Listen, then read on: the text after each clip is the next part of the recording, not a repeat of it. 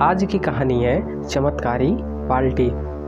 अदरकपुर का राजा जगपाल सिंह बहुत ही संकीर्ण विचारों का था। वो छुआछूत का बहुत ही ध्यान रखता था।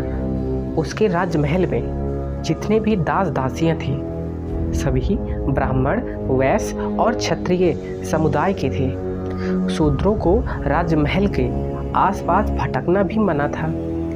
जिस रास्ते से कभी भी राजा की सवारी निकलती उस रास्ते में किसी भी शूद्र को खड़े होने की भी इजाज़त नहीं थी। अदरकपुर में अदरक का उत्पादन बहुत होता था, इसीलिए उसका नाम अदरकपुर था। अदरकपुर राज्य में एक छोटा सा गांव बल्लार गांव पूरे उन्हीं लोगों की आबादी थी। राजा जगपाल सिंह जिनके निकट की हवा के पास से गुजरना भी पसंद नहीं करता था। बल्लार गांव की दशा बहुत ही खराब थी। राज्य में बहने वाली एकमात्र नदी बल्लार गांव से 4 कोस दूर थी और राजा जगपाल सिंह की ओर से यह आदेश था कि किसी भी अछूत को नदी के पास जाने की अनुमति नहीं थी। बल्लार गांव में बहुत से कुएं थे, इसीलिए गांव के लोगों की प्यास बुझ जाती थी। लेकिन एक साल बहुत ही गर्मी पड़ी। गर्मी के कारण सारे के सारे कुएं सूख गए। बल्लार में त्राही त्राही मच गया।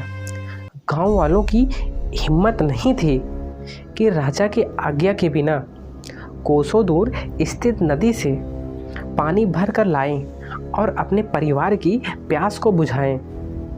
बल्लार गांव में एक गरीब विधवा चंपा अपने पोते के साथ रहती थी। चंपा भगवान शिव शंकर भोलेनाथ की बहुत बड़ी भक्त थी। स्नान ध्यान, भोलेनाथ को जल चढ़ाए बिना अन्न का एक दाना तक मुंह में नहीं लेती थी, पानी तक नहीं पीती थी। जब बल्लार गांव में पानी के कुएं सूख गए तो एक दिन ऐसा आया कि घर में पानी की एक बूंद ना रह गया। नहाना धोना तो दूर की बात थी, भगवान भोलेनाथ पर जल चढ़ाने के लिए एक चम्मच जल तक नहीं था। चंपा के इकलौते पोते पानी के बिना जल बिन मछली की तरह तड़पने लगा। ऐसे में चंपा भगवान भोलेनाथ की प्रतिमा के सामने आलती पालती लगाकर आंख मूंद कर बैठ गई और रोने लगी कि हे प्रभु, मुझे इस धर्म संकट से उबारो। आप पर जल चढ़ाए बिना मैं अन्न का एक दाना ग्रहण नहीं कर सकती और नहाए बिना आप पर जल नहीं चढ़ा सकती। नहाने के लिए जल नहीं है, बल्कि अपने प्यासे पोते की प्यास बुझाने के लिए भी जल नहीं है। क्या करूं? भगवान भोलेनाथ की भक्ति करने वाले जानते हैं कि भोले भंडारी सचमुच बहुत भोले हैं और अपने भक्तों को कभी कष्ट में नहीं देख सकते। तो चंपा आंसुओं से नहा गई। उसके सारे कपड़े आंसुओं से भीग गए। महादेव प्रकट हो गए और चंपा के सिर पर हाथ रखते हुए बोले, आंखें खोलो चंपा। चंपा ने आंखें खोलकर देखा और शंकर भगवान को अपने सामने देखकर उनके चरणों में लेट गई। भगवान तो अंतर्यामी है। चंपा के कहे बिना ही उनकी सारी व्यथा कथा समझ गए। फिर भी पूछ बैठे, तुम्हें क्या दुख है चंपा? हमसे क्या चाहती हो? चंपा बोली, हे प्रभु, सबसे पहले मैं ये चाहती हूँ कि आप मेरे राजा को सद्बुद्धि दो। वो इंसान और इंसान में फ़र्क करना छोड़ दे, अछूतों और शूद्रों को भी इंसान समझे, और ये भी कि हमारे बल्लार गांव में पानी की कमी कभी भी ना रहे। भगवान भोलेनाथ अपने एक हाथ को अपनी जटाओं की ओर ले जाते हुए बोले, तू कहे तो गंगा बहा दूँ?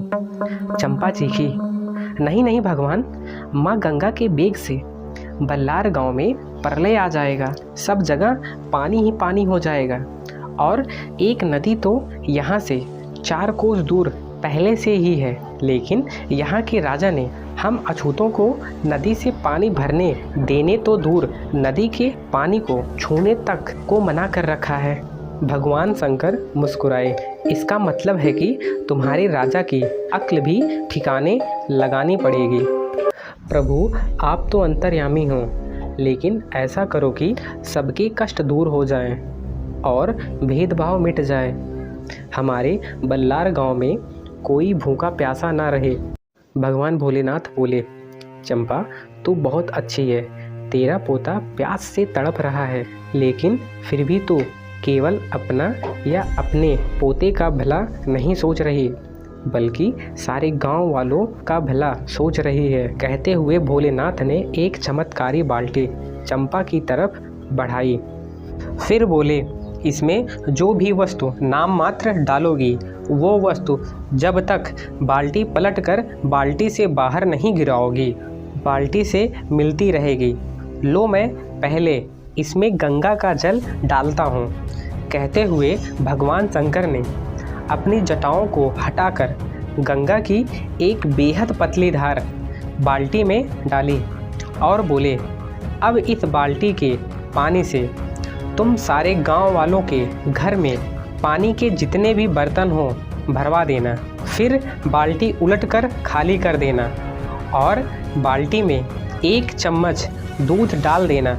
इसके बाद सारे गांव में दूध बांट देना, किंतु बाल्टी से दूध तब तक खत्म नहीं होगा जब तक तुम बाल्टी को पूरी तरह से उलटकर खाली नहीं करोगी। इसके बाद तुम इस बाल्टी से अन्न, फल, सब्जी, फूल कुछ भी प्राप्त कर सकोगी। और फिर देखना, एक दिन तुम्हारा राजा तुम्हारे यहाँ आएगा, तब अगर तुम बुद्धि से काम ली तो बल्लार गांव सुख सुविधा से दमक उठेगा और तुम्हारे राजा का भी मन बदल जाएगा। लेकिन याद रहे, ये बाल्टी तुम्हारे पास 1 महीने तक ही रहेगी।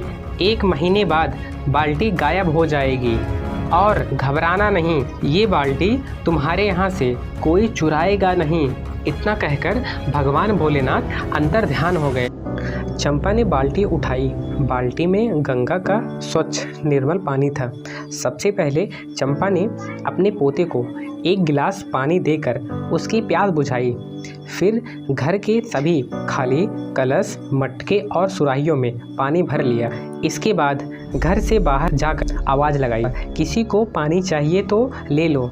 थोड़ी देर में पानी लेने वालों की भीड़ लग गई। पानी के बाद कहीं से गाय का 1 चम्मच दूध लाकर चंपा ने बाल्टी में डाला। फिर पूरे गांव में दूध बांट दिया। इसी प्रकार अन्न, दाल, चावल, फल, सब्जी और मेवे, किसी भी चीज़ की बल्लार गांव में कमी नहीं रही। यदि कोई गांव वाला कभी चंपा से पूछता तो चंपा बोलती, सब भोलेनाथ की कृपा है और भगवान भोलेनाथ जो चाहें ऐसा ना हो, ऐसा तो कभी हो ही नहीं सकता। हेलो दोस्तों, आपको यह वीडियो कैसा लगा? वीडियो अच्छा लगा हो तो वीडियो को लाइक कीजिए, शेयर कीजिए और हाँ, हमारे चैनल पर पहली बार आए हैं तो चैनल को सब्सक्राइब कीजिए। Thanks for watching.